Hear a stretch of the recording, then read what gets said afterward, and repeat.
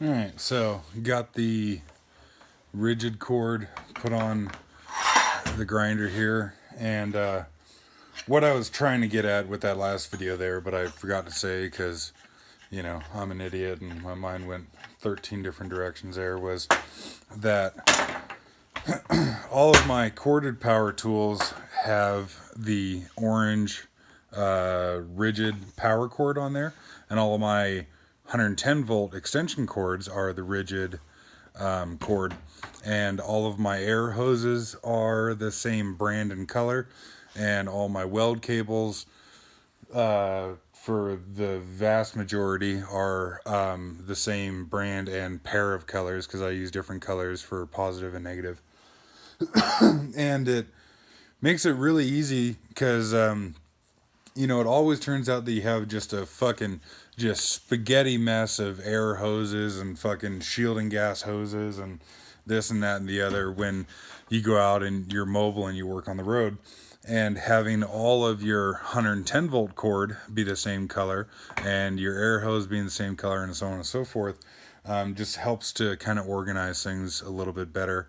You know, even if they are in a big mess on the ground, you know, if you want to only put away one tool, or you just want to put away all the air stuff, or you want to put away all the, you know, corded grinders or whatever, I just find it makes it easier to have everything uniform like that. But got the cord switched on here, and we'll see if it still works. And I didn't let the smoke out.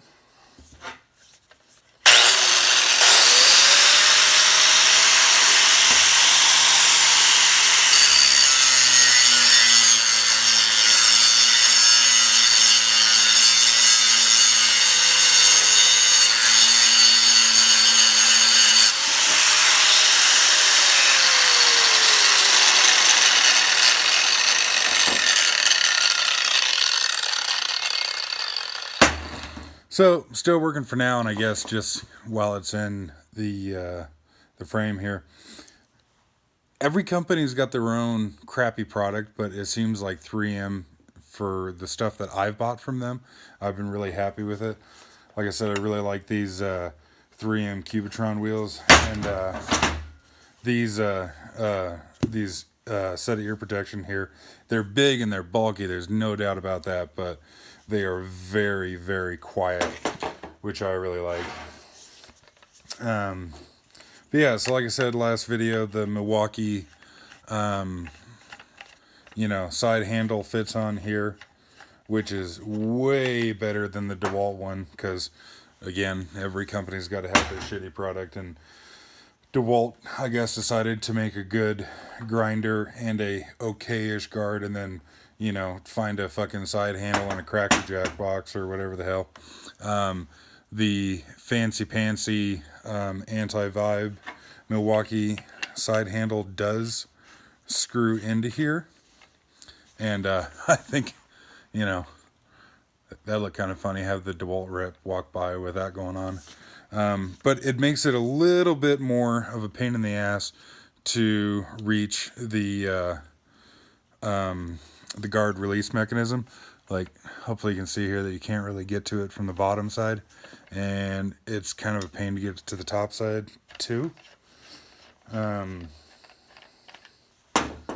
Where when you have this side handle on here, then you can actually reach around from the bottom side and move the guard, and you can reach around from the top side and move the guard. But yeah, really happy with these things. I got 2 of them now. I don't know that I have much of a need to buy any more than that, but I do like them, and they're pretty cool. And, you know, I guess that's a pretty good example right there of, you know, why the trigger guard is nice. Set it down on the edge of a table or something like that, and, you know, even if it knocks around or whatever, you can't turn it on unless your finger's on there. You know, not gonna do it just like that, but it's easy enough to.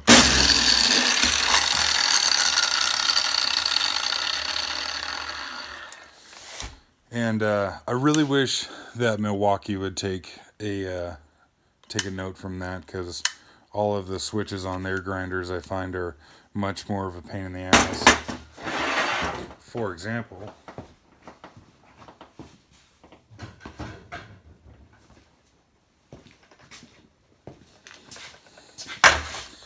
I have their 9-inch grinder, and as a whole, this thing is incredible. I absolutely love it. And it sucks. Unfortunately, the out of the frame. Unfortunately, the guard is loose on these things. So you can see here that the switches are very, very similar on both of these, except for the dewalt here. This, so you put that behind it. This deal goes down, so it's very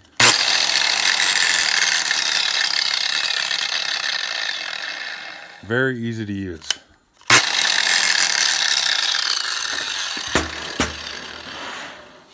And as I was explaining, you know, in the last video, you don't have to think about it. You just pick up the grinder and you use it. And you can, you know, spend, in my case, you know, your limited mental capacity on paying attention to the other dangers, you know, in the work environment, whether it be, you know, other people or equipment moving around, or, you know, holy shit, did I just catch something on fire with weld berries, or whatever the case. Where this one here, I've since disabled it to actually cut the spring and super glued it down. But this one flipped forward. And so you kind of had to reach your fingers up underneath it, like so, and then hit it. And I just found it was just a total pain in the ass and distracts you from what you're doing. And I would argue is more, you know, more dangerous than just not having a switch on it to, not having an interlock on it to begin with. The dewalt here has got the lock on.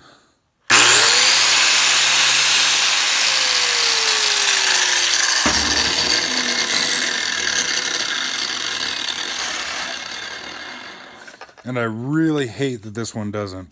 In all reality, it's not that big of a deal, because being a cordless tool, you know, it's not like you're going to be sitting here for a half hour on end, you know, running this thing, you know, burying it into something, because battery's not going to last that long to begin with. Maybe one day we'll get there with cordless tools, but we're not there yet. I guess last thing about this is, does it say it? Yeah, it does. So 120 volt AC DC, as you saw when we took it apart. There is no electronics in this whatsoever. So if you decide to, you know, lean on this thing too hard and burn it up, you will let the smoke out. But the cool thing about that is, with having no electronics, is that it will run on DC. Some of the older welders, like, you know, the Lincoln SA200s and 250s and that kind of stuff, were literally a DC only welder. There was DC weld output and DC aux power too. And so for those guys, you have to get the older tools, or at least modern tools without electronics in it, to run off those. I don't have one of those welders, so that part doesn't make much of a difference to me, but it is cool that I can, you know, take, you know, say, put a couple of these in parallel, you know, just run some jumper wires or whatever, and you can power a grinder with that. I do actually have a old school Lincoln welder that I need to get running.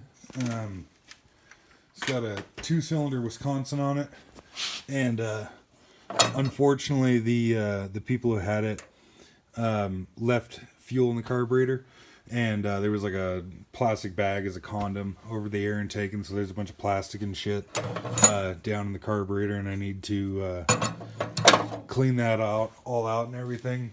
And this welder is from 1955, and so you would think that, you know, this is DC aux power or something too, but In fact, it doesn't have auxiliary power. It is just a welder and literally nothing else. You have your ground connection on this side over here, and then on this side here, you have 3 taps, high, medium, low, and then you actually adjust the engine speed to adjust your welding current. And so that's about as old school and simple as you get.